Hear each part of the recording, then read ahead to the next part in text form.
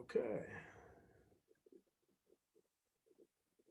Well, welcome to the FDU Rothman Institute Zoom at Noon program, our March 19th program.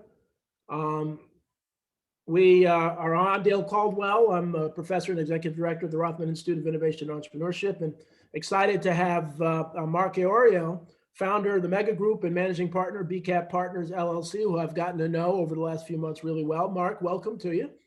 Thanks, Dale. I appreciate you having me on. Really do. It's great. Yeah, no, just appreciate having it. There's a lot of good information we're going to talk about today. So let me start out by, I just want to introduce, for those that don't know the Rothman Institute, just want to start out, say a little bit about who we are. Our mission is to support, promote, and research entrepreneurship with a special focus on family and veteran businesses. We focus on all types of entrepreneurship, but that's really where our focus is. We wouldn't exist without some wonderful sponsors. The TD Bank Charitable Foundation.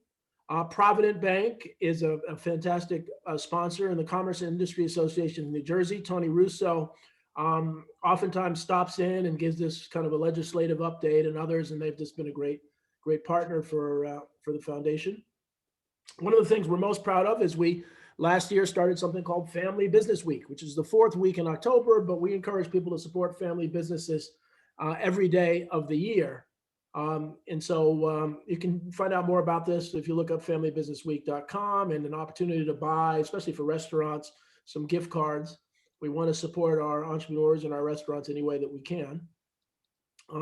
I do a TV show called Family Business World. Mark can tell a little bit about his TV shows that he does, both at RVN TV and now on Roku TV. So, always looking for great guests, both of us. And Mark, maybe we'll talk a little bit about that to see if anybody in our audience would be a great guest. And my show comes on at 10 a.m. and 8 p.m. on Thursdays.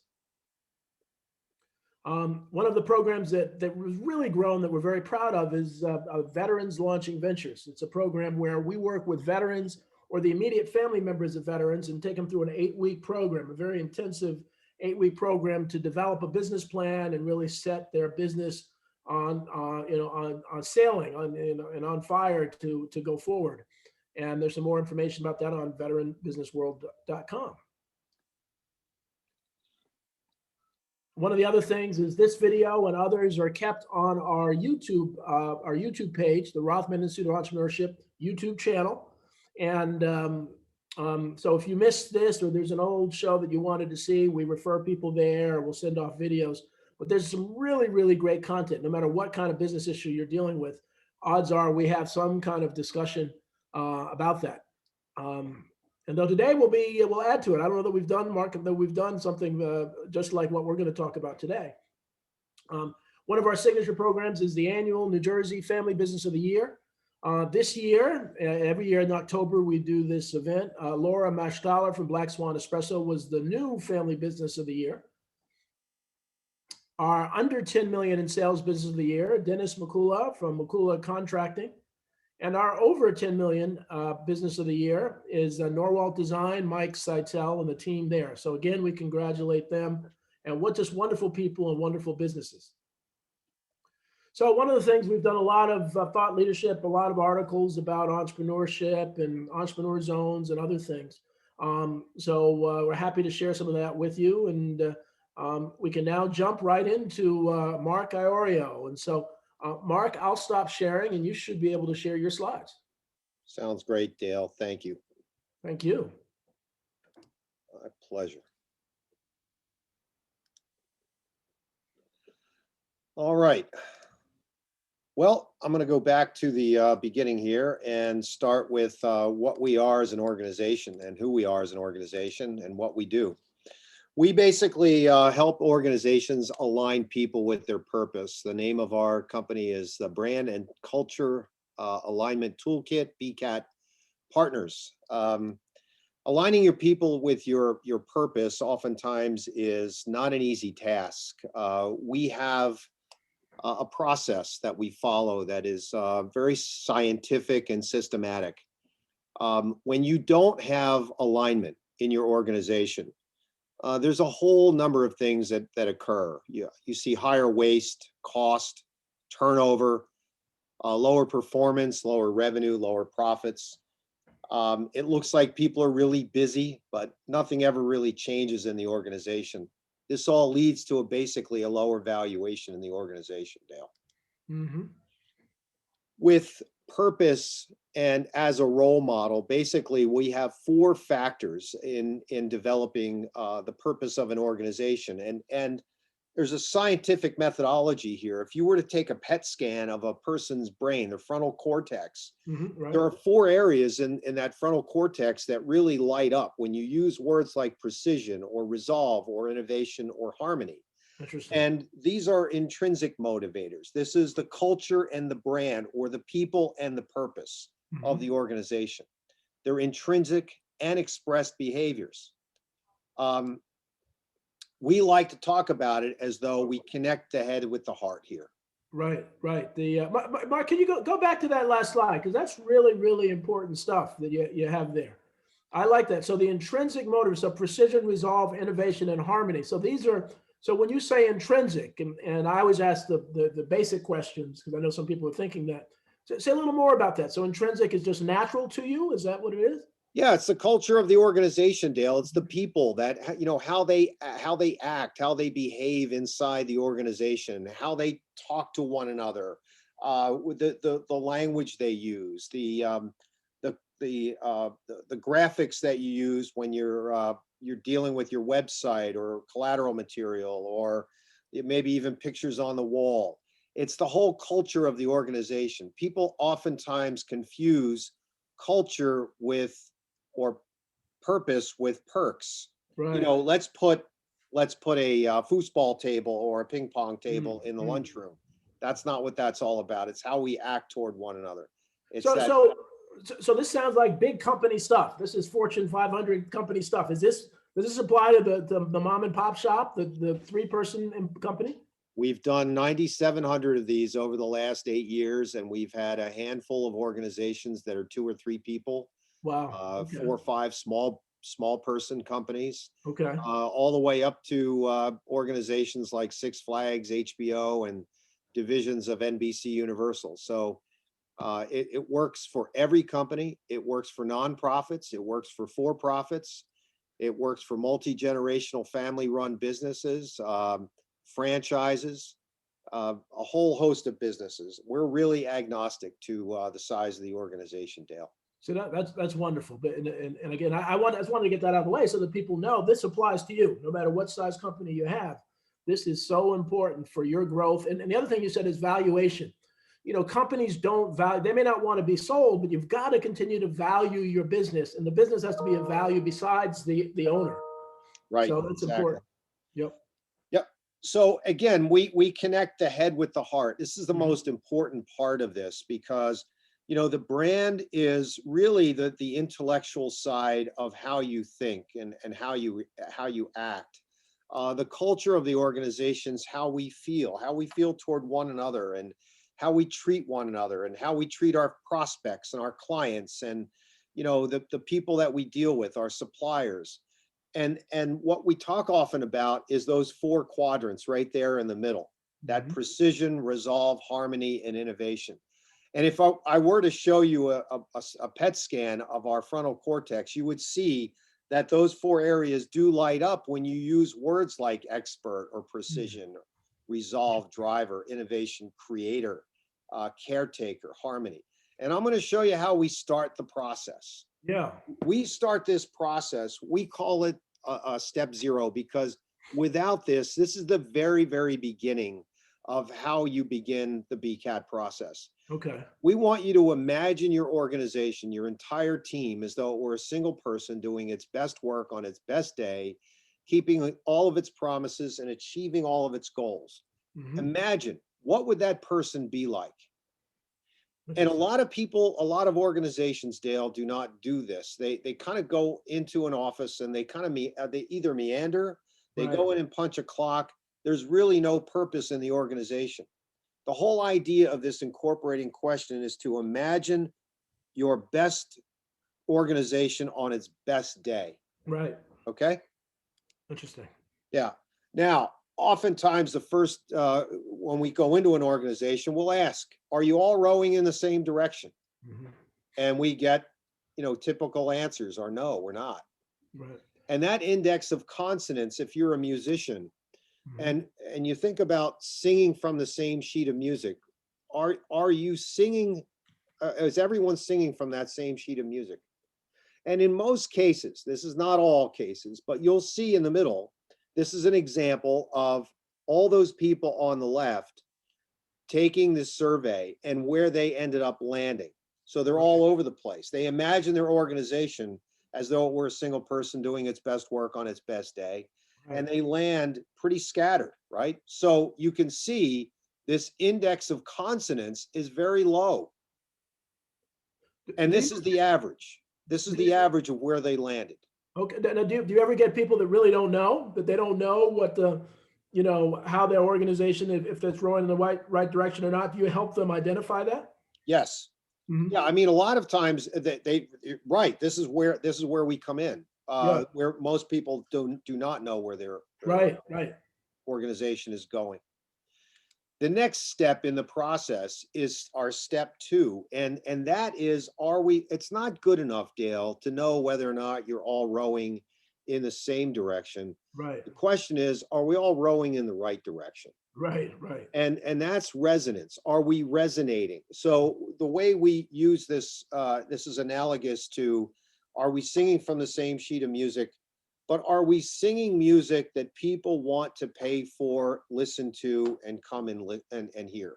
Right. And Right. and the whole idea there is, if you're thinking about this as a North Star for your organization, if you jump in that boat, that fictitious boat that we're talking about, Mhm. and end up rowing in some other direction, that's not going to help you as an organization. Right. So we end up with step three, which is the alignment. Are we all rowing in the right direction? And we have that average of where everyone landed, which I showed you a couple slides ago. Mhm. We go into a meeting that we call an index, or I'm sorry, it's a consensus role target meeting, where Okay. Okay. we get everyone in the organization to imagine what they ought to be as an organization, right? Mhm. So it's not good enough to have an average. Where do we really believe we ought to be?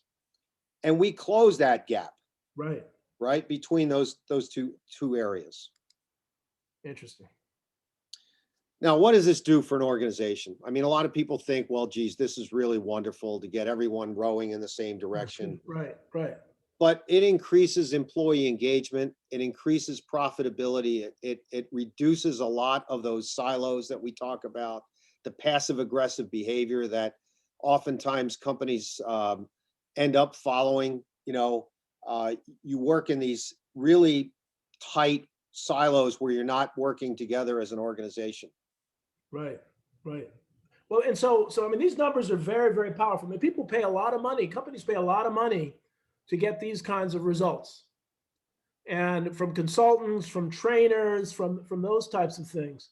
Um, so that means this is really, really incredible, and it's, as we said, irrespective of the size of the organization. So this kind of approach can save a lot of money in fees. Well, here's what's interesting. When you look at the Gallup Q12 study, which comes out the State of the American Worker comes out every 4 years. Mhm. Um, the average level of engagement in an organization in the United States is around 30 or 31%, which Okay. means that most people are not actively engaged in the work they do. Right. 2/3 of those people couldn't care less about the work that they're doing in an organization. That's been pretty static since 1998. When Wow. we go into an organization, after they've gone through the BCAT process, Right. aligning their people and their purpose, after about a year or so, their employee engagement numbers go up by about 100%. Wow. So Wow. so what that does is it starts to get people to work together more collaboratively. They want to work together as a team. They break down those silos that often exist in an organization. They feel like there's a purpose there all of a sudden, and people care about them. And when they're engaged in their work, it's not just about them anymore. It's about the organization. And that's what we're trying to get everyone to understand here. You know, a lot of times I use the analogy of either the Yankees or the New England Patriots, because in those two organizations, they generally win, but it's not just about winning. It's really about following a pattern of behavior in an organization that you're really proud of. You know, a lot of players who are playing in the Major League Baseball want to don those pinstripes. Why? Because they feel like it's an organization that cares about its people, cares about family, it cares about its players, it cares about your future.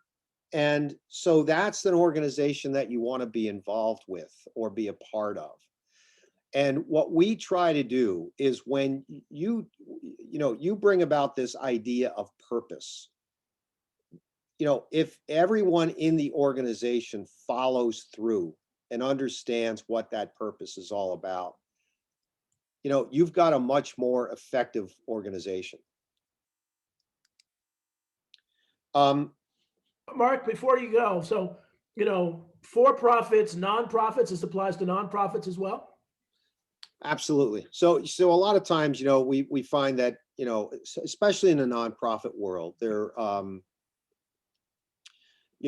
might be a mission, there might be a purpose, there might be a vision, but oftentimes they do not follow what the initial mission was Right. put forth for, right? Right. So we come into the organization and, you know, there's a lot of I guess disparate feelings about what the organization ought to be doing. Mhm, mhm. We get everyone together and, you know, find that purpose for the organization. I think the important part here, Dale, is that every single person in the organization is involved with this process. Right, right.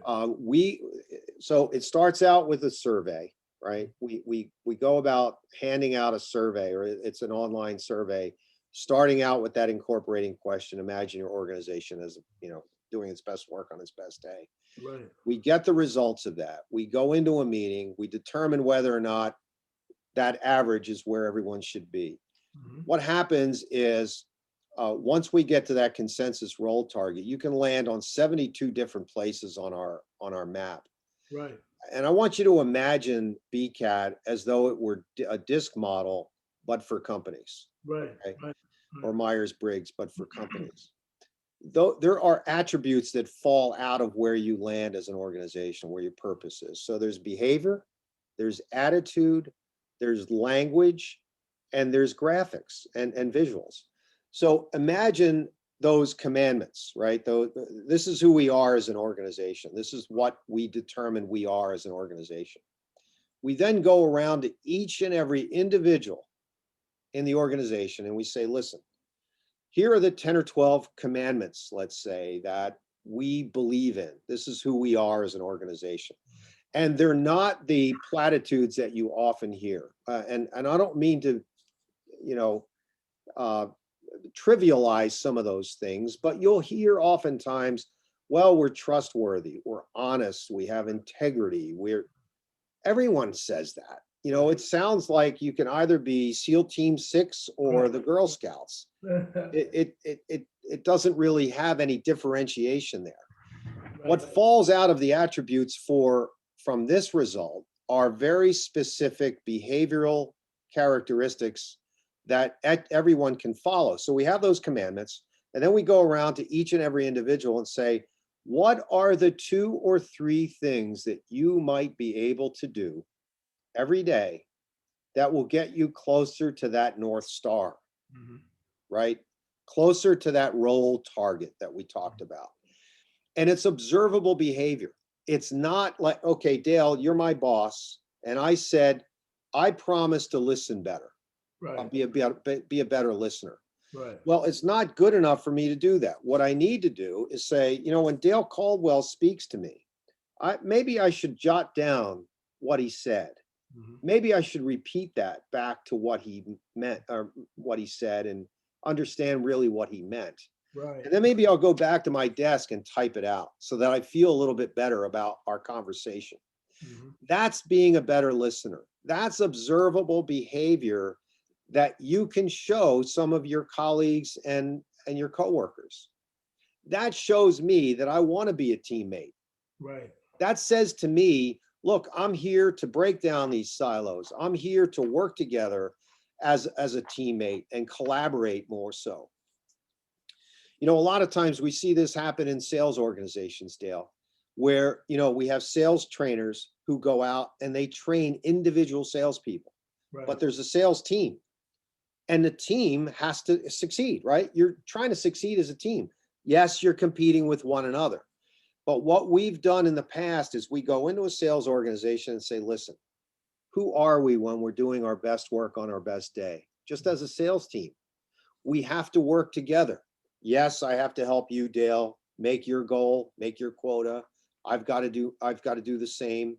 But I want to try to lift up every other person in that group so that they can be, they can meet their sales quota and their sales Right. goals. Right. So, the team succeeds as a whole. So let's break that down. One, we do have a question about single shingles, about a solo. Is there a way that solos could come together to work on it? I mean, one person businesses. Is there a way a solo practitioner can benefit? It's tough with a solopreneur, but we can trick the system into. Don't forget, it's a scientific based system, so we can trick the system and have the person. In this case, Sarah Jane can take the survey twice and imagine her organization as though we're a single person doing its best work on its best Right. day. Um, we've done that before, so you kind of trick the organization, trick the system because you have to end up with an average. Yeah.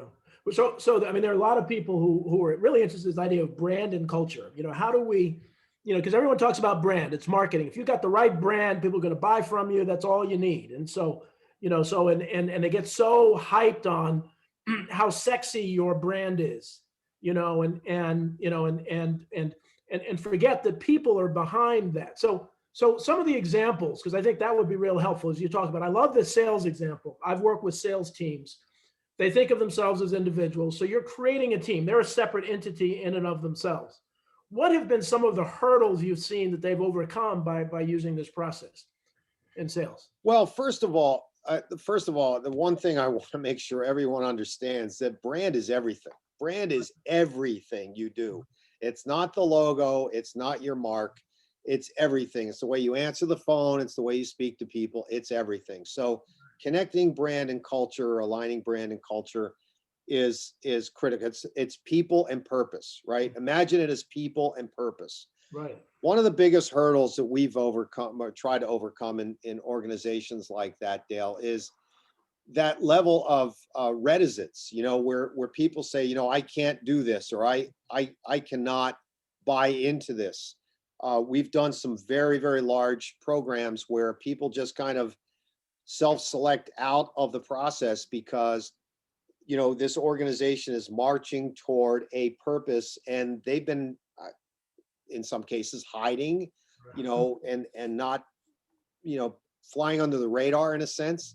Mhm. So now that they're being held to account, they self-select out. Right. That's an obstacle. A lot of the other obstacles are, frankly, leadership. You'll see oftentimes the leaders would rather have a chaotic situation in their facility because they don't want everyone marching in the same direction. They want it to be sort of chaotic, I guess, and they're not willing to make that commitment. This is a commitment. Don't Right. forget. I mean, when you decide that you're going to align your people and your purpose or your brand and your culture, it takes an effort. It Yeah. takes time. It takes leadership. It takes a lot of communication. It takes caring for everyone in the organization. So, But do they have to like each other, Mark? I mean, most businesses, it's about business. Can you do that if you have people at odds? If you have very different personalities doing very different jobs, how do you get them to row in the same direction? Hey, listen, you played sports. I played sports. I mean, you don't have to like every teammate that you work with. I mean, Right. but the Right. bottom line is that if we all succeed as an organization, that's great, right? If we all participate in that success, that's all we care about. I don't have to like you. I mean, you know, oftentimes if I was playing the outfield and I threw the ball to the second baseman and he turned around and relayed it to the catcher, Mhm. that's all I cared about. Just Right. Right. Right. make the plays. Right. So yeah, we run into that a lot. I mean, where people are not fond of each other, but we take we take we take the emotion away from this because it's really about the team or the organization. Right. If people start to focus on the team and the organization, a lot of those emotional, problems sort of go away. Right. You Right. know, So just so the audience knows, we have two ways. There's a Q&A section or the chat. If you have any particular questions, I have a million questions, but I don't want to monopolize the questions. I've seen a couple here. So Mark, as you look at different industries and you look at different personalities, and you've done this with over 9,000 organizations, are there other people doing this, or are they just doing kind of training and those kinds of things? Have you seen anything kind of like this? I think what we've seen. My partner is Al Cini. I love Mhm. him. He's a great man and really the brains behind the IP on the BCAT process. And Al and I have done a tremendous amount of research over the last 8+ years, and we haven't seen organizations do exactly what we do. They do Right, bits and pieces of it, Dale. And they're common names in the world of business. The EOS, tractions, scaling up, right, etc. I mean, right, but our organization, and we're not knocking them at all, but we make sure that every single person in the organization is involved and included in the process. Mhm. Everyone has a voice. Back to my analogy about singing from the same sheet of music, every person in that choir has a voice, and we want that voice heard. And that's the whole idea here behind the process. It's everyone in this process is a part of it. Well, We I leave think no that's one behind. the um, so how has the remote working? And again, this is we're talking about BCAT, but we're really talking about a new way of looking at branding and culture. So it's beyond just a product. It's really a new approach. And so I see a question here: how has remote working affected the success of the BCAT process? That is a great question. We have a video that explains that, and thanks for that, Connie. You know, imagine your organization, even if you're in front of your computer at your desk at home, right? So let's put on a hat, right? And let's say we're BCAT partners, regardless of where we are. When we walk into a physical building, there's a culture. When we get in front of our computer in the morning, we put that hat on, there's a culture. It's the same culture. And I know it's a little bit difficult, and it has been very, very difficult with the interaction, the face to face, getting to know people, talking around the water cooler. Those things are missing. But the culture of the organization should remain intact, Connie. It's the whole idea here is that, regardless of where we are during work hours, that's the way we act. One of the things I want to say about the Yankees is that when you look at their uniforms, they have that interlocking NY on the front. They have no name on the back. It's not about them individually. It's about the team. It's about the organization. So imagine that when you're in front of your computer, the culture should be the same. Now, there's ways to break that down and have some fun and have some water cooler talk without any, specific agenda. And those things start to work for people on Zoom. Just sit around. What'd you watch on Netflix last night, Dale? What'd you have for dinner last night? And we have these conversations so that it breaks down those barriers. Since you're the CFO of the organization, I can't approach you. But if we're on Zoom and we're talking about Netflix, all of a sudden I see you as another person. That's how that gets broken down. So Mark, just going back to now, I was born in Boston, so it's hard for me to Oh my give, to goodness. give the Yankees credit. But one of the things I'll say about the Yankees is, as you said, there's no name on the back of their uniform, yet the most famous players in history are Yankee players.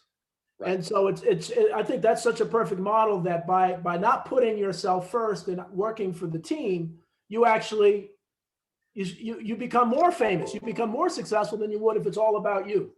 And Yep. and that basic philosophy it's amazing that more people don't understand that. If you look at almost any kind of organization, when you work together, the stars come out of that. Success breeds success. Absolutely. Yeah.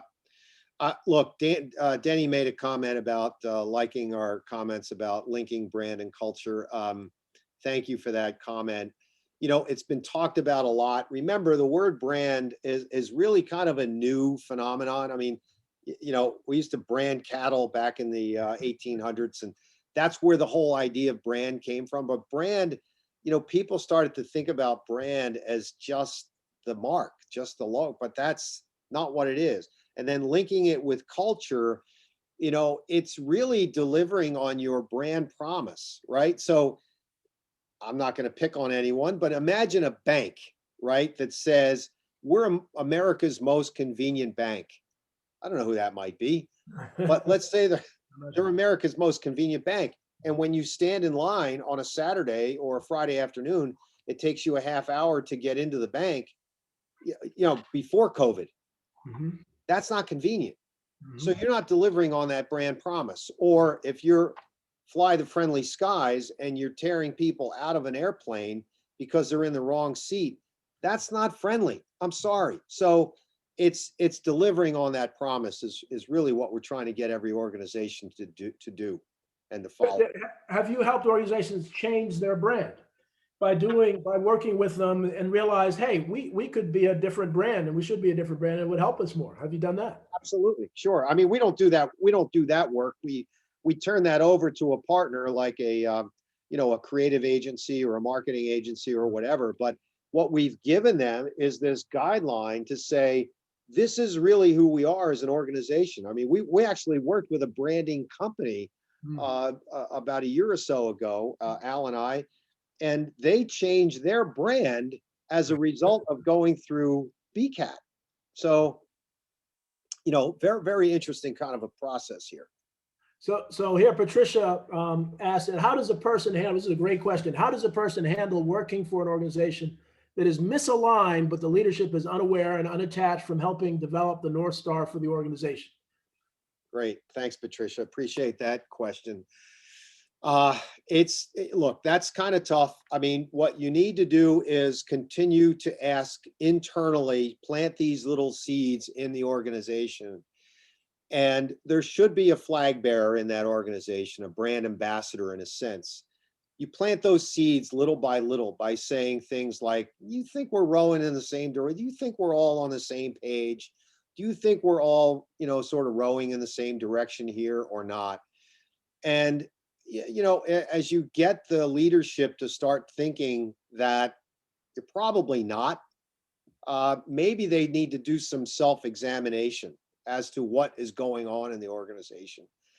You know, it's really hard. A lot of people don't know what culture is. They'll bring in Taco Tuesday, Pizza Friday, you know, ping pong tables, paintball, those sorts of things. That is not culture.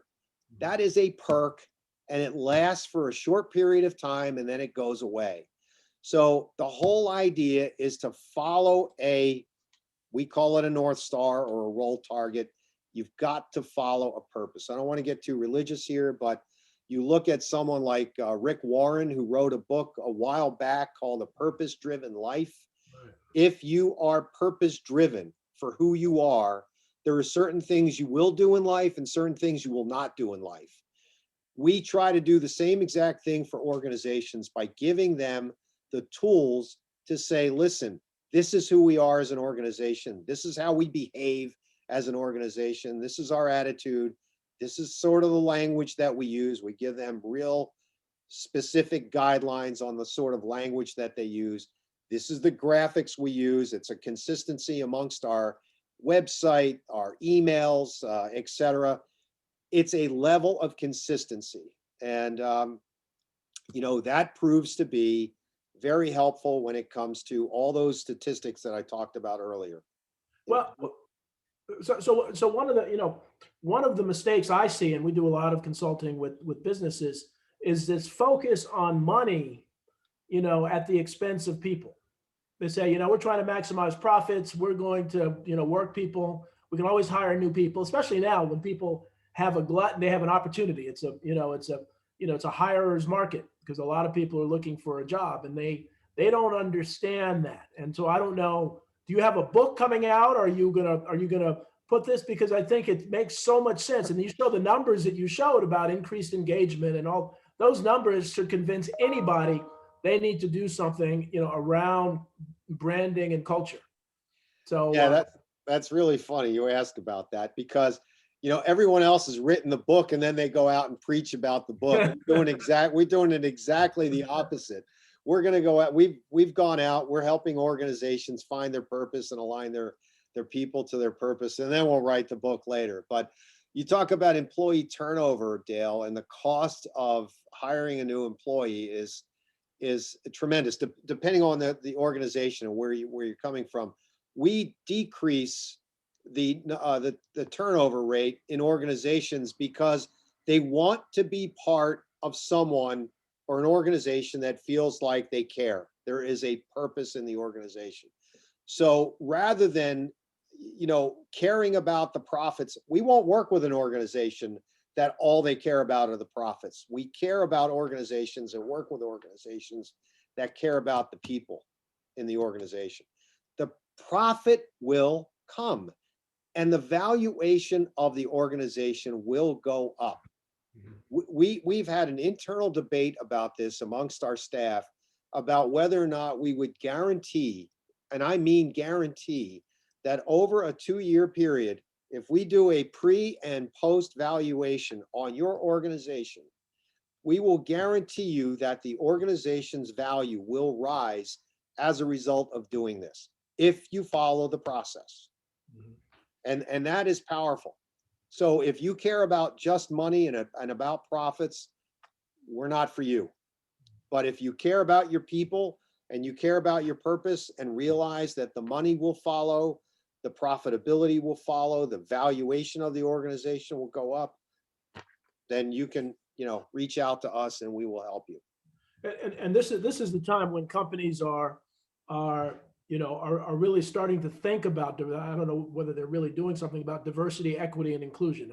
In fact, I did a presentation today for a chamber about leadership, and we ended up at the end talking about, about diversity, equity, and inclusion. And so BCAT, and as we're dealing, and that's obviously very people focused and so on. How does it align with doing this kind of diversity work? And talk about that. Great question. Thank you for that. So as I said earlier, Dale, everyone in the organization is included. So by its nature, there is a level of inclusivity. What we preach constantly with BCAT is that we want to hear from everyone in the organization because you come from a different background. You come from a different culture. You come from a different spot in life. So your ideas are going to help us solve problems in the organization far better than me sitting here thinking about the solution of a problem. So I want that level of inclusivity around the table. I want to hear everyone's voice. From the standpoint of a diverse organization, it speaks to the same thing.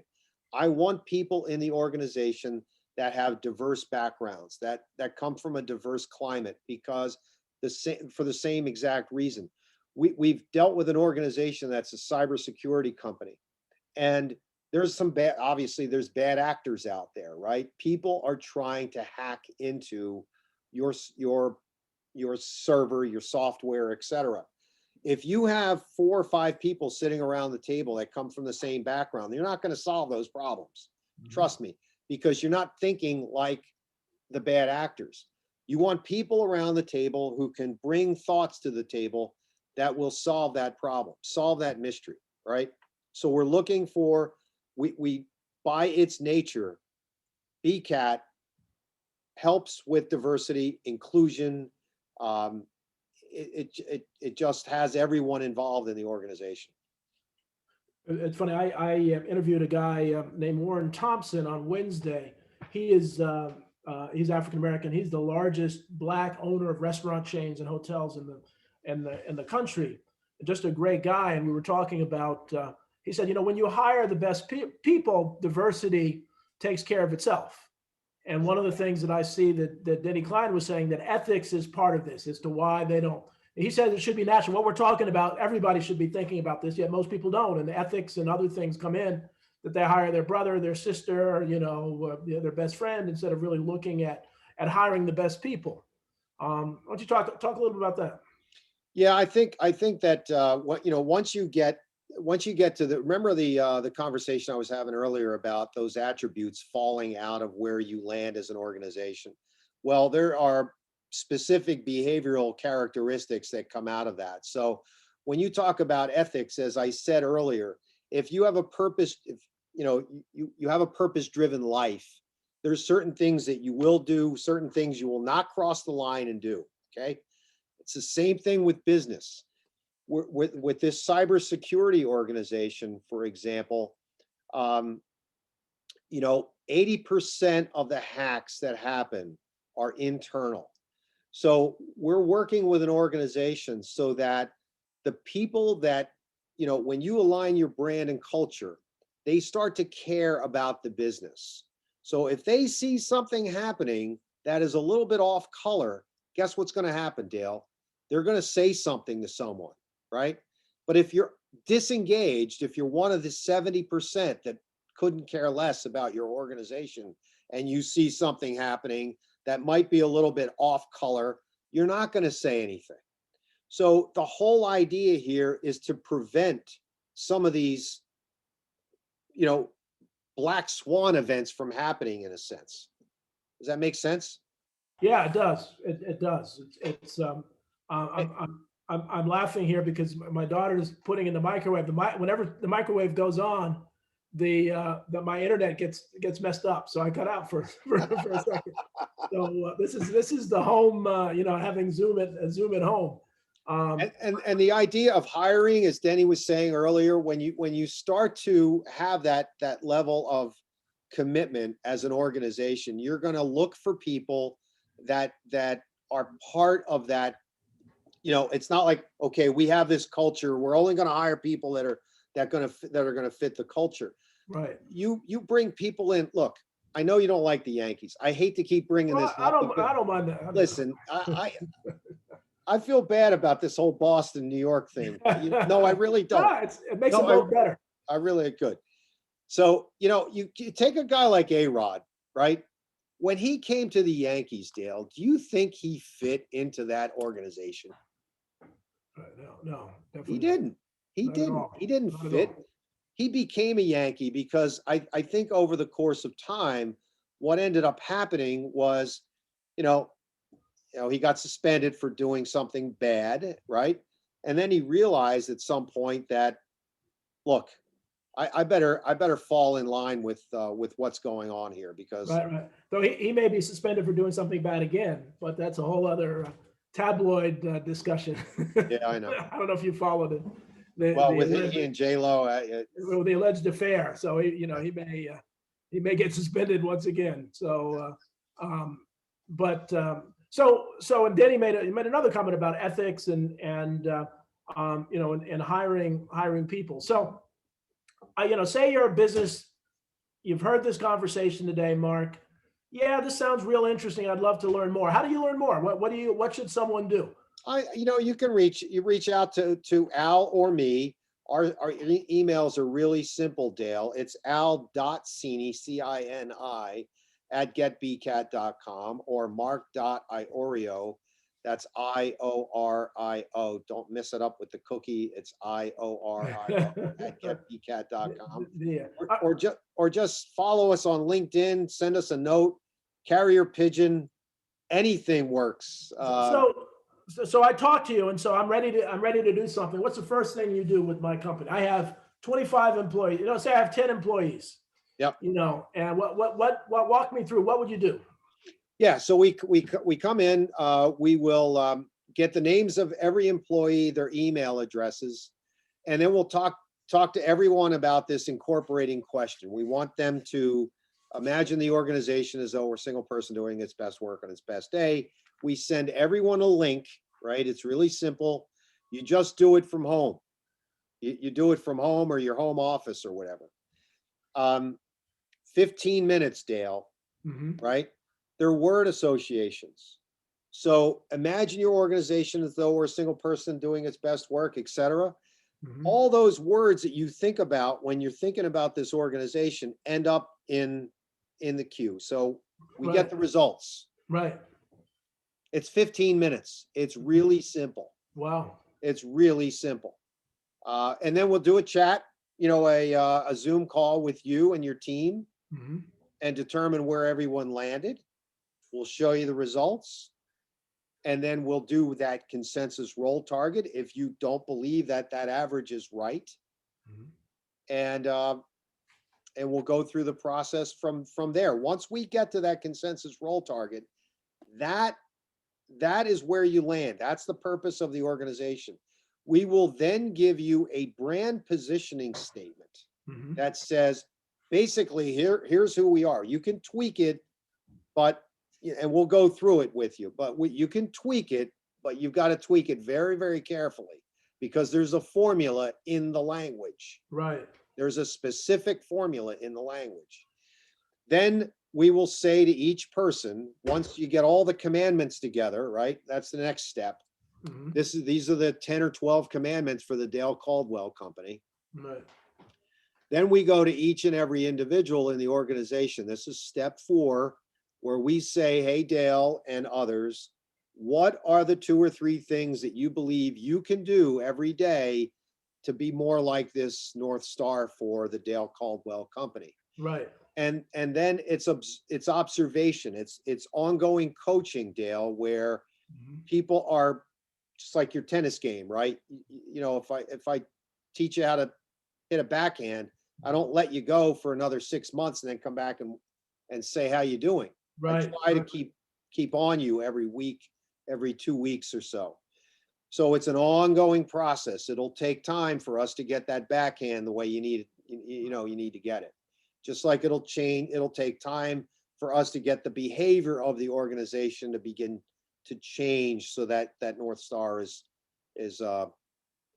within sight. Right. Make sense? Yeah, it makes a lot of sense. So now Chris Coates has another good question.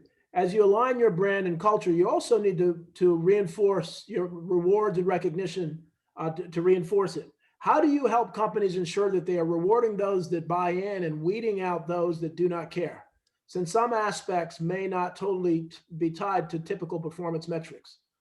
Chris, that's an awesome question.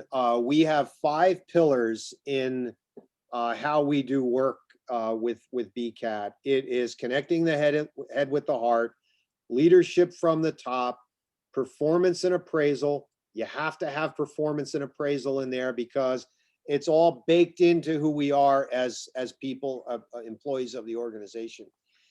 If you don't care, if you see leaders don't care, you got to you got to exit the organization. It's not, and if you can't get the leader of the organization to understand that performance and rewards and appraisal ongoing. This is not once a year. This is ongoing. If I work for you, Dale, you and I should be talking on a fairly regular basis, you giving me support or constructive criticism on the things that I am trying to do to become a better version of myself every day.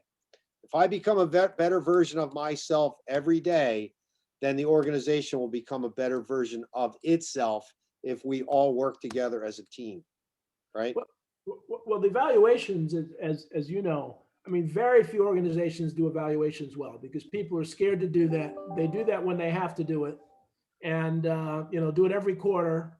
But it's really, as you said, an ongoing process. And so So talk a little bit about how do you work with companies that have just a bad evaluation process or no evaluation process?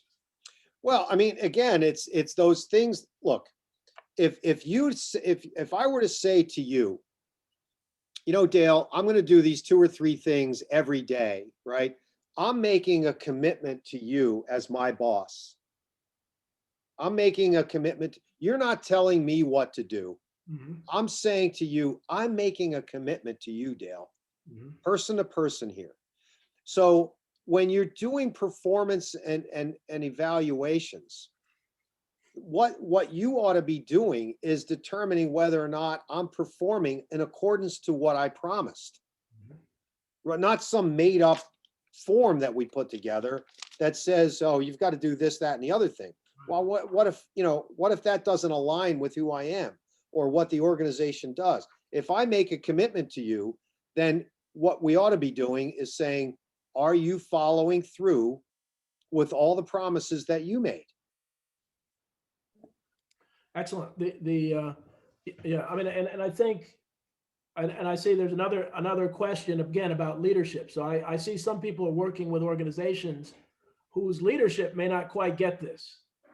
Have you seen a change in an organization where at first they said, well, we're not really interested in this kind of stuff. This is too soft. We're focused on the hard numbers. We're focused on revenue. We're not focused on people. And then they realize they need to focus on people, which will drive the revenues. Have you seen a change at all? Yeah, I mean, we've seen organizations. It's funny. It's funny you asked that question because, and thanks, Patty, for that. You see oftentimes that if, once you do the survey, let's say you have back to your 10 person company, Mhm. we've been in organizations, Dale, where the CEO is the outlier. And the CEO realizes, outlier meaning there's a cluster of results in one quadrant of the map, and the CEO is up in the other quadrant. The CEO is 2 things have happened. One is the CEO realizes that the group is correct, and he or she needs to become more like their role target. Right. The other way is that the CEO is an outlier, and there's a cluster in another quadrant, and the cluster recognizes that the CEO is actually closer to the role target, and they have to move as a group. Right. So when you're in a toxic environment, it's difficult. It's like I said earlier. I think you have to go around asking people these questions and planting these seeds in the organization that says, do you really think we're all rowing in the same direction, or do we think we're all singing from the same sheet of music? Right. If the people in there are narcissistic, sorry, they're not going to get it. Chances are that organization is not going to change unless they recognize that there's a problem. Yeah. They have to recognize there's a problem. Yeah. Right? There are a couple of questions. And so, Mark, as I mentioned before, and I see some people asking some more questions. Um, and some of the people have heard me over the time talk about this idea called entrepreneur zones. And so we had developed this idea of entrepreneur zones for main streets that are suffering, for poor, economically challenged areas. And so we got the state, the governor, and the New Jersey Economic Development Authority to approve this idea of creating entrepreneur zones. And so I'm chairing this committee. Mhm. So I'm chairing the committee at 1:00 today, Mark. So I'm gonna leave in a minute or so and let you answer some of these questions. But this is Sure. such a big deal. It's our first meeting, and I'm chairing this group. So I'm gonna do this and go to a meeting in Trenton. But the idea is to really grow entrepreneurship in communities that are struggling right now. And I'm just so happy, and use tax credits and other financial vehicles to really help entrepreneurs grow. And my hope is that we can use BCAT to help those entrepreneurs get their people together so that they can be that much more successful. So I made you a host, so I'm going to leave and go to this meeting in Trenton be via Zoom, and you can take it over. I see there are a couple of questions in the box. So Thanks, Dale. thank you all very much. And Mark, thanks so much. Appreciate it. Good luck with your meeting today. Yeah, thank you. You're welcome. So, Linda, good question. When you say leaders go because they weren't on board, what we've seen is that leaders often the good leaders, and in this, the case that we were describing, or I was describing earlier, is that some of these good leaders recognize that, you know, the rest of the organization is actually correct and they're off base. So they make the change toward, you know, where the organization ought to go. It's not that they leave the organization, but they recognize that, you know, what they're trying to what they're trying to do as a leader is probably off base.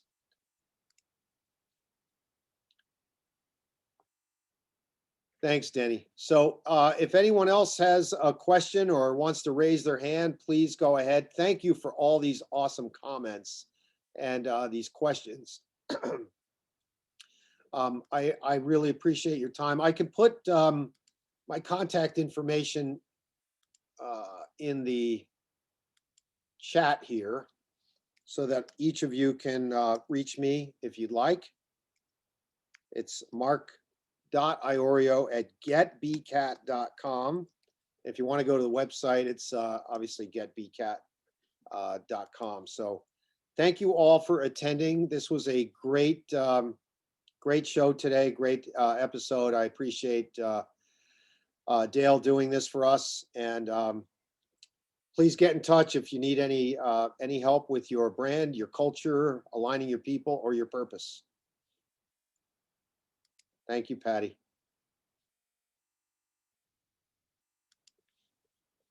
Take care, all. Bye-bye.